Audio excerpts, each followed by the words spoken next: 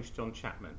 Now in this video podcast we're going to look at how we can demonstrate the link between our software features and improving the governance and compliance that we need to have in place to show that we have got strong, robust controls for the processes for spend control. We're going to use an approach that the Cranfield School of Management have developed, which identifies the link between our facilities and technology and our investment objectives. So on the left hand side, what we're able to see is the facilities and technologies that we're going to implement. From this we should get enabling changes. Now in a software project, these are the features of the software that will be used by the end users in their day-to-day work. That should lead to business changes.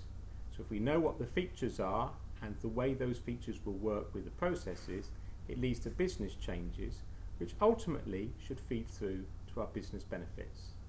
And business benefits are there to support our investment objective. So on the left hand side we have facilities and technology.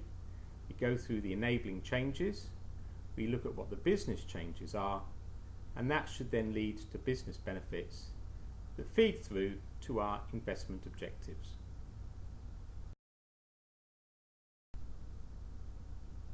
So we've looked at the theory. Now let's go through a worked example. And as was said earlier, this relates to governance and compliance. So we have our spend control solution on the left hand side. This is our facilities and technology. And from this we have three enabling features: the authorization hierarchies, the approved supplier list, and the goods receipt note entry. Now the authorization hierarchies then lead through to the business benefit. So that enables us to show that purchase orders must be authorized by the appropriate person. So all purchases are raised through a purchase order, and then it goes through the hierarchy before the purchase order is issued to the supplier. By mandating purchase orders, perhaps over a particular value, let's say £100, then we can see that that approval hierarchy must be met, and we're going to make sure that individuals who raise purchase orders get them signed off. The next area then is the use of approved suppliers. Now if you have a supplier list in your spend control solution and the only way you can make a purchase is by getting a purchase order out of the system, then it must be, by default, with an approved supplier. The suppliers will have met with your compliance policy, perhaps they have to have health and safety checks, perhaps they have to have particular skills. The last one is around service receipting. So we've raised our purchase order, we then electronically receipt when we receive the goods or services, and this ensures that we are only going to pay for what we've received, and that comes through to our invoicing. So on our business benefit, the first one is that we can demonstrate that delegation authority is enforced. The second one is that we're compliant with our supplier sourcing policy. We're not just using anyone that we could find in the telephone book. And the third one is that when invoices are entered in, they must match the purchase order and they must match what was receipted. Now this is very important because we're not then going to pay for goods and services that previously may not have been proved to have been received by the organisation. That ultimately leads through to our investment objective, which is governance and compliance. So on the left hand side we have our three features.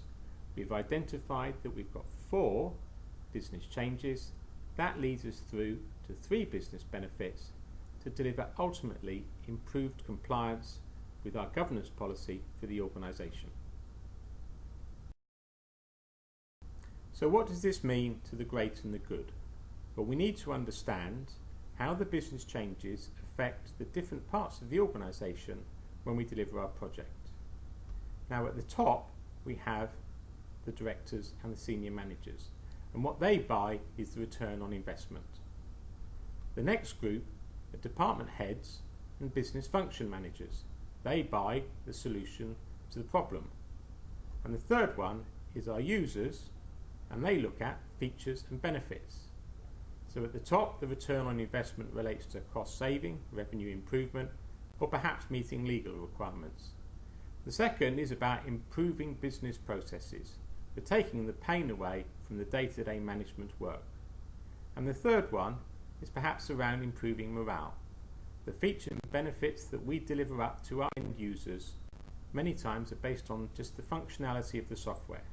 So if we can make their life easier, then that should be of benefit to them. So we look at these three areas, and by going back to our previous chart, we can say this is what it means to you when we deliver our project. My name's John Chapman. I hope you've enjoyed this video podcast. Please give us a call.